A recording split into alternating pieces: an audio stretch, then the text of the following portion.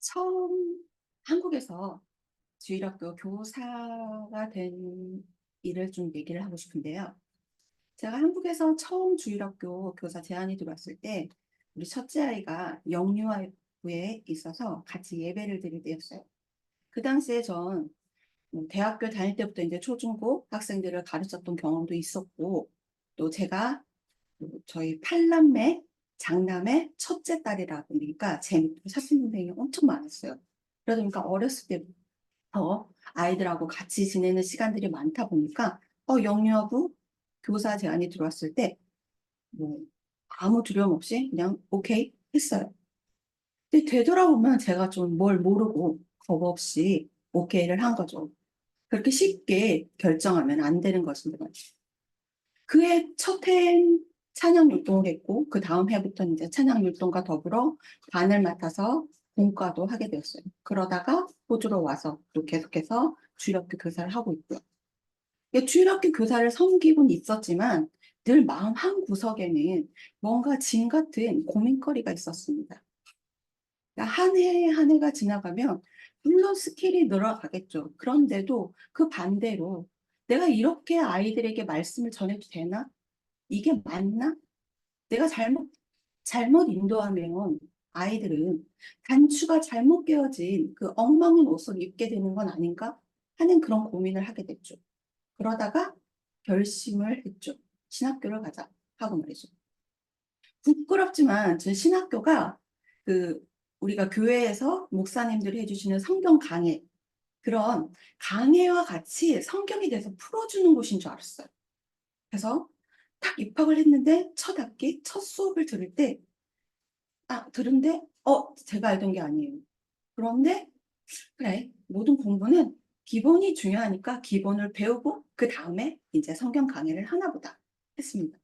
그리고 이제 몇 주를 공부를 하고 신입생 환영회를 했는데, 환영회에서 교수님들이 이제 그 프로그램 중에 하나가 신입생들이 한 명 한 명씩 자기소개와 함께 이 학교에 들어오게 된 입학 동기를 말하는 시간이 있었는데, 전 그때 교수님들과 학생들 앞에서 이제 얘기했어요.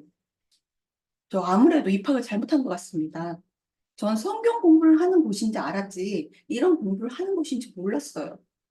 그 말과 동시에 교수님들은 정말 뻥찐 표정을 지으셨고 다른 학생들은 뭐 웃고 난리가 났죠. 그런데 한 교수님이 그러시더라고요. 수인 씨가 이 학교로 온 이유가 분명히 있을 거라고 꼭 찾아보시기 바란다 말씀하셨어요.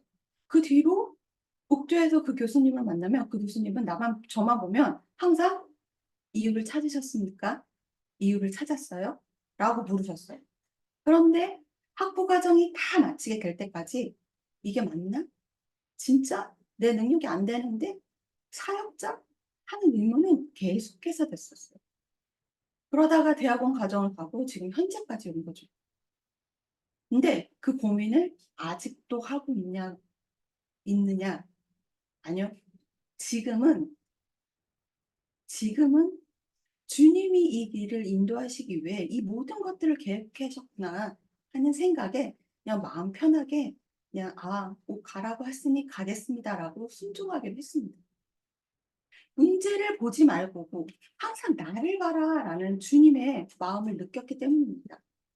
길은 주님이셨고 지금도 주님이고 앞으로도 주님, 영원히 주님인 것입니다. 문제가 아니라 함께 하시는 우리 주님을 바라보는 것이 그 길을 찾는 비결입니다. 그렇다면 성도 여러분들은 어떻습니까? 때로는 내가 왜 이 자리에 있는지 이해가 안 될 때가 있습니다. 그리고 왜 저 사람이 저 자리에? 하고 이해가 안 될 때도 있습니다. 살아가면서 다 알고 다 이해하고 있지 않아요. 하나님께서 우리를 부르시고 우리를 세우시고 또 우리를 감당하실 때 다 알고 다 보여서 가는 것이 아니에요. 방향을 보고 주님께서 한 걸음 한 걸음 인도하실 때 그냥 순종하고 그 길을 가는 것입니다. 바울이 바울의 걸음이 바로 그런 걸음이었습니다. 다 알고 가는 길이 아니에요. 그는 마음속으로 로마를 품었어요. 근데 지금 어디에 있어요? 예루살렘에 있어요.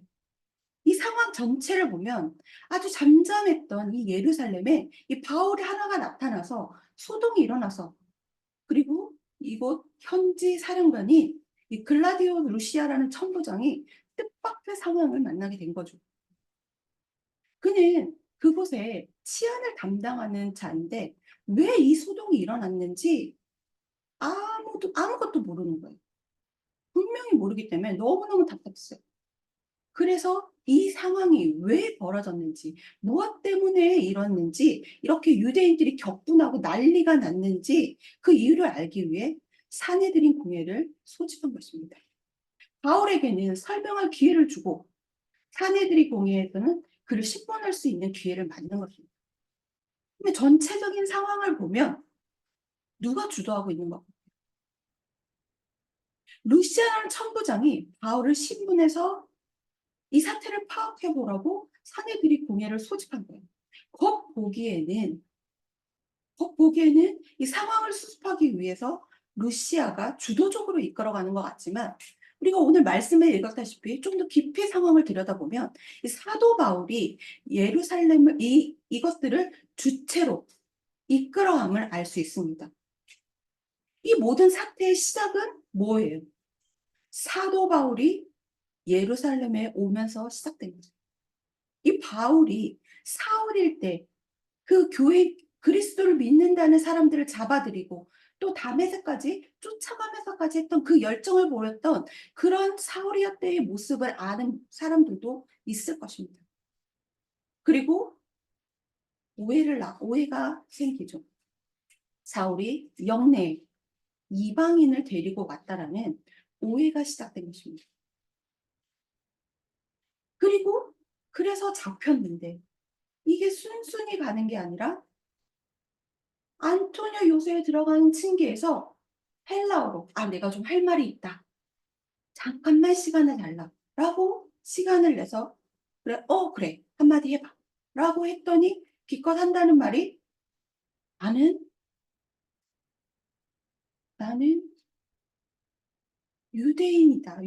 자기의 유대적인 배경을 설명하고 그리스도를 만나서 내가 다메섹에서 그리스도를 만나서 이 회심한 과정을 말하는데 그 말이 미처 끝나기 전에 군중들은 또다시 폭발합니다.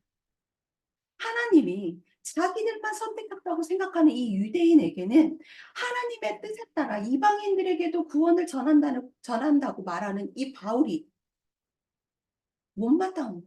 참을 수가 없었던 거예요.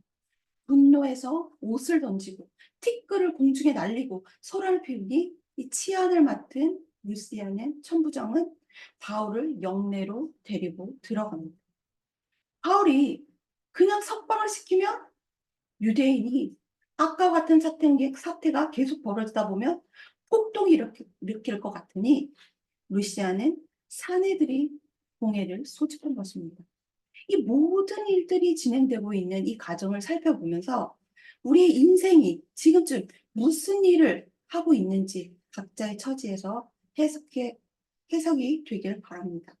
왜 우리가 이 자리에 있는지, 무엇 때문에 예배를 드리고 있는지, 그리고 우리 인생은 해석되지 않는 부분이 있습니다. 지금 당장은 이해할 수 없고 해석이 안 되지만 먼 훗날이 지나보면 분명 해석이 될 것입니다. 먼 훗날이 되면 왜 그랬어야만 했을까? 왜 그랬는지 알 수 있을 것입니다. 전체는 알 수 없습니다. 다 알고, 다 알고 살고, 다 알고 예수를 믿어요? 나는 왜 예수를 믿는지, 나는 왜 예배를 드리는지 생각해 보는 시간이 되시길 바랍니다. 이 사내들의 공회는 유대인의 최고 재판소입니다. 공회 의장이 그 해의 대제사장과 바리새인, 사두개인, 그리고 장로 등으로 구성되어 있는 공회입니다. 그 당시 예루살렘은 로마의 식민지였기 때문에 이 공회에서 정치나 사회적인 문제는 다룰 수 없고 오직 종교나 풍습에 관한 내용을 다루었습니다.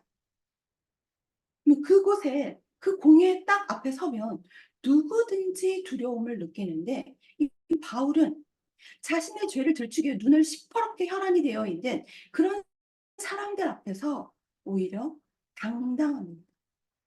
오늘 말씀 1절을 읽습니다. 바울이 공회를 주목하여 이르되 여러분 형제들아 오늘까지 나는 범사에 양심에 따라 하나님을 섬겼노라 하거늘. 양심이 뭘까요? 율법을 따르는 마음이 아니라 진리를 생각하는 마음입니다. 진리 안에 머무는 마음입니다. 하나님을 늘 의식하는 마음입니다. 내 의로 가득 찬 마음이 아니라 하나님이 가득한 마음입니다. 그게 양심입니다. 내 교양과 내 체면을 지키기 위해서 사람들 앞에서 예절 바른 마음이 아니라 늘 하나님을 의식하는 마음. 누구 앞에서는 어떤 상황에서 하나님을 늘 마음속에 담고 생각하는 것. 그것이 바로 양심입니다. 이러한 마음을 가진 사람만이 하나님을 섬길 수 있습니다.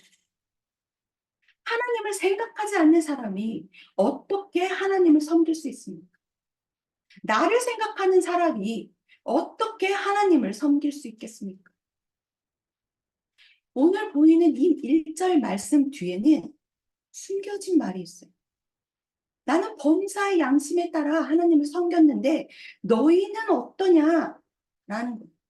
나는 모든 일에 이 중생받은 양심을 가지고 하나님을 섬겨오는데 왜 당신들은 내가 하나님을 모독하고 사랑하지 않는 사람으로 여기고 있냐? 하고 반문을 하는 것이 들어있습니다. 여기서 섬겼다라는 말은 헬라어로 폴리티오마이라는 건데 이거는 시민의 권리, 시민의 의무를 다했다는 말로 우리가 권리를 갖는다는 건 뭐예요? 자신이 속한 나라 또는 그 도시의 격에 맞는 바른 행동과 삶을 살아야 한다는 것입니다. 바울이 나는 하늘 시민의 의무를 다하고 있는데 너희는 다하고 있냐? 라고 묻는 거예요, 지금. 이런 바울의 말은 이 공회에 모인 사람들이 듣기가 좋지가 않았겠죠. 심기가 상당히 불편했습니다. 바울이 양심의 꺼리낌 없이 하나님 앞에서 살았다면 바울에게 대적하는 사람들은 하나님을 대적하고 사는 것이기 때문에 화가 났겠죠. 그래서 화가 치민 대사장 아나니아가 바울 곁에 있는 사람에게 그 입을 치라고 명령합니다. 이 제사장이 명령하니 옆에 있는 사람은 당연히 바울의 입을 쳤겠죠. 근데 바울은 또 한마디를 하죠. 회칠한 담이여 하나님이 너를 치시리로다. 너는 내 입을 쳤지만 하나님은 너를 칠 것이다. 네가 나를 율법에 따라 심판한다고 앉아서 율법을 어기고 나를 치려고 하느냐. 너 지금 나를 율법으로 심판하겠다고 이렇게 공회도 열었고 나를 이렇게 여기에 세웠으면서 너는 왜 율법을 어기면서 나를 치라고 하느냐. 나를 치라고 하는 그 범법을 행하면서도 어떻게 너는 율법에 대해서 이야기할 수 있느냐. 어떻게 하나님의 뜻이 담긴 율법으로 통치해야 될 사람이 앞장서서 율법의 참된 정신을 훼손하고 이 공정한 재판의 절차를 무시하는 이 잘못된 율법 선생 노릇을 하고 있는 이 종교 지도자를 책하고 있는 것입니다. 완전히 상황을 보면 날카로운 격정의 한판이 보여지고 있는 거죠. 이때 바울 곁에 선 사람이 한마디 하죠. 하나님의 대제사장을 네가 욕하냐? 하면서 바울의 과격한 언사를 나무라고 합니다. 이에 바울은 내가 하나님의 대제사장인 줄 몰랐다라고 해명을 했습니다. 바울은 너는 재판장을 모독하지 말며 백성의 지도자를 저주하지 말지라. 출애굽기 22장 28절에 나오는 그 말씀을 인용하면서 사과를 합니다. 이 사과는 대사장이라는 그 직분에 대한 사과입니다. 권위에 침범했다면 내가 쏘리해. 그에 대한 사과입니다. 하지만 권위는 인정하지만 그 권위를 벗어난 너 인간에게까지는 존경을 표할 일이 아니야 라는 것입니다. 이 바울의 말 속에는 하나님의 율법을 노골적으로 어기는 자가 어떻게 그 대제사장이라는 그 자리에 있을 수 있냐. 나는 너를 대제사장으로 인정하기가 조금 애매해. 넌 그 자리에 있을 자격이 없어. 라고 하는 은근한 책망이 담겨져 있는 것입니다. 6절 말씀을 함께 읽어보겠습니다. 바울이 그중 일부는 사두개인이요 다른 일부는 바리새인인 줄 알고 공회에서 외쳐 이르되 여러분 형제들아 나는 바리새인이라 이요 나는 바리새인의 아들이라 죽은 자의 소망 곧 부활로 말미암아 내가 신문을 받는다. 아까 얘기했다시피 공회는 사두개인과 바리새인으로 구성되어 있다고 얘기했죠. 이렇게 구성되어 있는 사내들인 공회를 바울은 지금 압도를 하고 있는 것입니다. 바울은 그 두 파의 배경을 잘 알고 있습니다. 그래서 바울은 갑자기 나 바리새인이야. 그리고 죽은 자의 소망, 그 부활의 문제를 바리새인과 사두개인파의 사이에 불을 질러 놓습니다. 그리고 하나 더. 내가 바리새인인데 이 바리새인인 내가 여기 서 있는 이유가 내가 부활을 증거하기 위해서 복음을 전했는데 나 여기 섰어. 라고 이야기합니다. 이 부활이라는 화두로 그들 간의 논쟁으로 나를 향했던 화살을 그들 간의 논쟁으로 바꿔놓은 것입니다.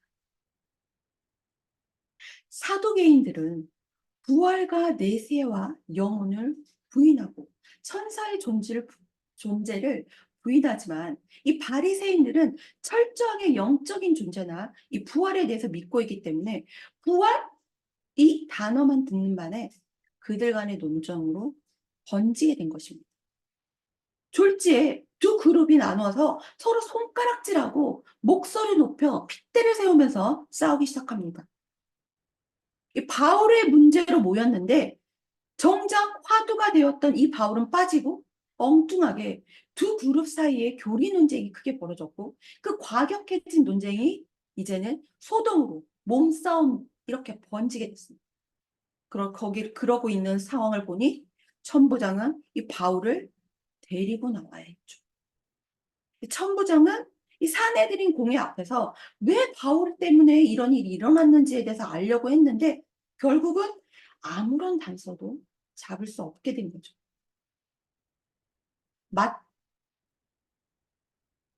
마태복음 10장 16절과 야고보서 1장 5절을 함께 보겠습니다. 보라, 내가 너희를 보냄이 양을 이리 가운데 보낸 것 같도다. 그러므로 너희는 뱀같이 지혜롭고 비둘기같이 순결하라.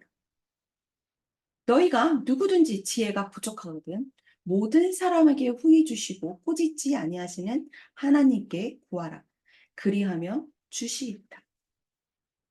바울은 상황을 지혜롭게 파악하고 적절하게 대처했습니다. 이런 순간적인 기지는 판단은 어디에서 온 걸까요? 그 정답은 마가복음 13장 9절에서 11절 말씀에 나와 있습니다. 함께 읽어보겠습니다. 너희는 스스로 조심하라. 사람들이 너희를 공회에 넘겨주겠고 너희를 회당에서 매질하였으며 나로 말미암아 너희가 권력자들과 임금님 앞에서 서리니 이는 그들에게 증거가 되려 함이라. 또 복음이 만국에 전파되어야 할 것이라. 사람들이 너희를 끌어다가 넘겨줄 때 무슨 말을 할까 염려하지 말고 무엇이든지 그때 너희에게 주시는 그 말을 하라. 말하는 이는 너희가 아니요 성령이십니다. 누가 말하고 있다고요? 성령이 말하고 있습니다. 성령이 바울의 입을 통해 말하고 있습니다. 여러분이 성령의 사람이 된다는 것은 성령께서 여러분을 쓰시겠다고 하신 것입니다. 성령께서 여러분의 입을 쓰시고 손과 발을 쓰시고 생각을 쓰시고 삶을 쓰시는 사람이 되시길 축복합니다. 여러분이 하나님의 생각으로 가득 차면 누가 쓰신다고요? 하나님이 쓰십니다.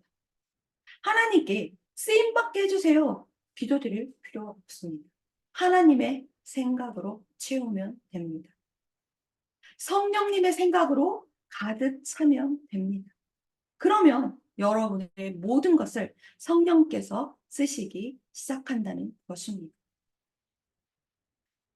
바울은 성령님이 주신 이 지혜로 사내들인의 위협에서 벗어날 수 있었습니다.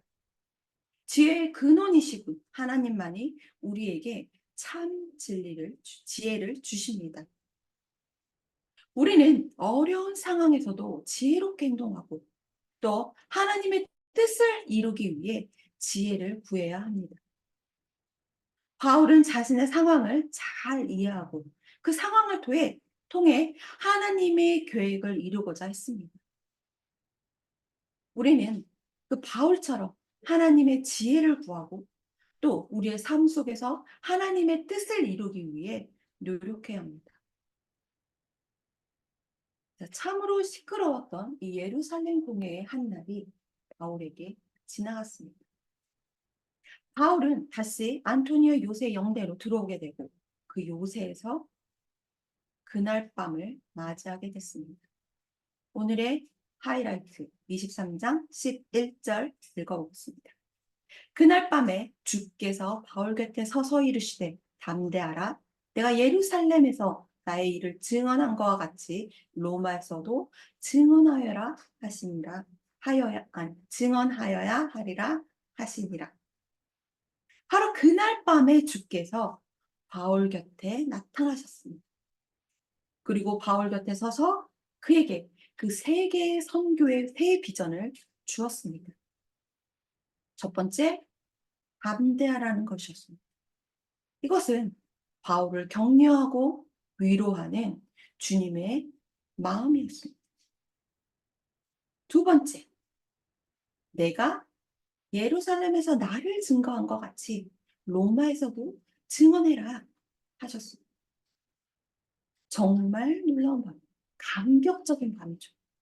새로운 용기와 희망으로 그 설레이는 밤입니다.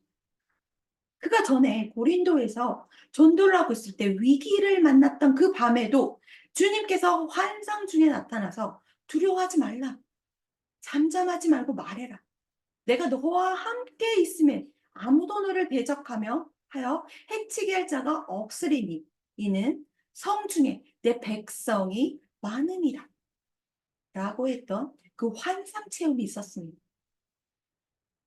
지금 예루살렘 이 영내 로마인 군대 부대 안에서 자유 없는 몸이 되어 밤을 맞이하고 있는 이 바울에게 주님은 오셔서 곁에 서서 격려하시고 또 로마에까지 자기를 보내겠다고 하시는 그 주님의 선교 계획을 받게 된 것입니다. 하나님께서는 그 예루살렘 역사 현장 그리고 사내들인 공회 앞에서 타락하고 그 부패해버린 유대 종교 지도자 앞에 다시 한번 바울을 세우셨습니다.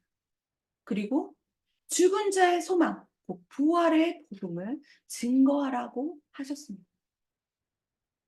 이 사내들의 공회는 이 일로 말미암아서 오히려 자기들끼리 다툼이 생기고 큰 소란이 일어나고 큰 분쟁이 일어나고 말았습니다. 결코 저들의 그 낡은 교권은 진리의 종, 이 바울을 정죄할 수 없습니다. 주님은 그날 밤 로마 군대 영문에서 잠들고 있던 그 외로운 진리의 투사, 이 바울을 특별 신방하신 것입니다. 그리고 그의 곁에 서서 위로해 주셨습니다.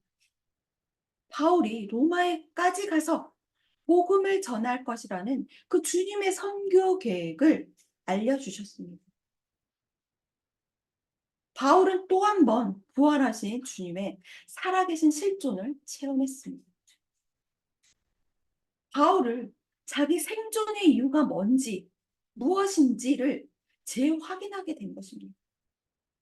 왜 성난 예루살렘 군중들이 던지는 돌에 맞아 죽지 않고 살아남게 된 이 생존의 의미를, 그 목적을 절감하게 된 것입니다.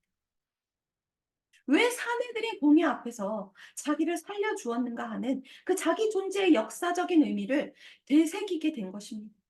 아니, 내가 로마 군인들의 부대 안에서 신변의 보호를 받고 있는가를 알게 되었습니다. 예수님은 복음을 믿고 살아가며 전하려고 하는 자들을 보호하시고 또 세상에 이 복음을 증언하게 하십니다. 예수 그리스도께서는 복음을 우리에게 위탁하시고 또 우리가 복음을 들고 나아가 전하게 하십니다. 그러므로 우리는 사람을 기쁘게 하려는 게 아니라 복음을 맡기며 이 사명을 주신 하나님과 예수 그리스도를 기쁘게 하기 위해 복음을 전해야 합니다. 이 복음을 전할 때 그 놀라운 구원의 역사도 있지만 바울처럼 때로 여러 어려움을 만나게 됩니다. 바울이 겪은 이 혼란과 소동 역시 오직 하나님이 주도하고 계신 것입니다. 믿음을 가졌다는 것은 이 모든 혼란과 소동 가운데서 하나님이 일하고 계십니다. 그분이 선하신 뜻이 있구나. 우리가 용납할 수도 없고 이해할 수도 없는 그 고통스러운 상황이 올지라도 하나님께서는 무슨 일을 하고 계시는구나. 이걸 믿으시길 축복합니다. 바울의 인생에서 마지막 종착점은 로마입니다. 다메섹에서 시작된 그의 모든 여정은 로마에서 끝을 맺게 됩니다. 그럼 로마에서 면류관을 쓰나요? 아니요. 목이 잘릴 겁니다. 그런데 한 걸음 한 걸음 주께서 친히 인도하시며 이 예루살렘에서 겪은 이 일이 클라이맥스로 차츰차츰 가고 있다는 것입니다. 여러분의 신앙의 여정이 이 중간중간에 멈추고 묶여 있지 않길 바랍니다. 아브라함이 하란에 묶이지 않고 하란에서 다시 가나안 땅으로 들어갑니다. 여러분이 인도하실 땅을 바라보길 축복합니다. 하나님의 음성을 듣고 부르심의 소명을 듣길 소망합니다.